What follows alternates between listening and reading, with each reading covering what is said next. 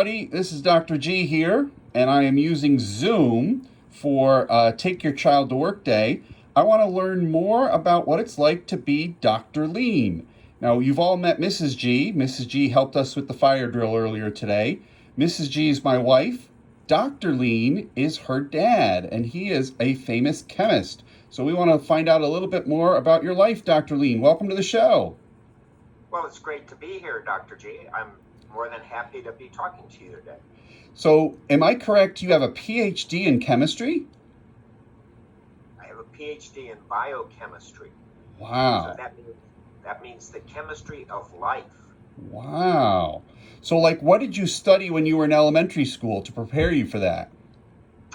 Well, I went to an elementary school in Indiana, so there's a geography lesson. Maybe the kids can figure out where Indiana is. Okay. And I like science. And the principal of our school was a science teacher before he was principal. Huh. So he really liked science, and so did I. And my father was a scientist also. Wow. I was kind of surrounded by science, but even if I didn't have all those connections, I was just interested in how things worked, why chemistry was good in our lives, and it has a lot of application. Neat. So, what was the focus of most of your work? Were you mixing chemicals or blowing things up, or what do you do as a chemist? Well, I went from elementary school to high school where I took a lot of science courses. I went to college for 4 years. I was a chemistry major, so I was studying how to make new chemicals. Neat. And then I did 4 years of graduate school where I got my PhD, and I was studying vitamin B12. So that's an important vitamin for us. We have to have it to be healthy. And I got interested in health and biochemistry. Wow. So then I went to 3 years of work in a medical school at the University of Pennsylvania. Wow. And then most of the rest of my life, I have worked in medical research. So I'm applying chemistry and biochemistry to health. Wow. That's really cool. Yeah, I loved it. And at some point, in order to learn more about chemistry, did you have to learn a little German?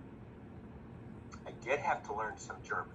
50 years ago, to be a good chemist, you had to be able to read scientific German. Not really talk German, but read it. Nowadays, almost all science is done in English, so it's actually much easier for us here in the United States to communicate directly in English. Wow. So we were going to have a science fair at Hoover, but with this coronavirus, we've created an online virtual science fair. So kids are working on science fair projects at home, and then they've got about 2 weeks, and then they're going to do a little demonstration on video, and we're going to look at them on Facebook and on Twitter. And we've told them that they shouldn't just build a project, but they should really try and answer some sort of important question. Do you have any advice for anybody who's thinking about doing a science project?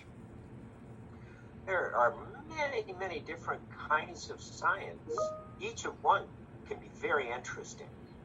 What you want to do as an elementary school and as a elementary school student and as a high school student, I entered the Indiana Science Fair and got past the first round and ended up going to our state capital, Indianapolis, to be in the state science fair. Wow. So the question, what you want to do is you start to think about science fairs is ask a question that you are interested in. I have a granddaughter who's currently living in China. Her parents are both American, but her father works in China. And she had a project about baking. And the question was, if you add different components of making brownies, maybe add a lot of one component, do the brownies get fluffier? Do they get taller? Why is that? So that would be an example of a good science question. And, I would be more than willing to sample all of the brownies that anybody makes at a science fair like that. That sounds great. Well, those are great insights. Listen, I know that you've got a lot of experience with health. Do you have any ideas or suggestions for students or parents to stay healthy while they're being quarantined right now? Well, that's a great question because it's a little hard to get everything you want at the grocery store. And so you want to think about how do you have a healthy diet? Because my area of specialization is nutrition for children, and that would be called pediatric nutrition. And the advice I give is eat a well-balanced diet. Don't eat all cookies. Maybe Dr. G would like to eat brownies. So would I. And a brownie is just fine. There's nothing wrong with that.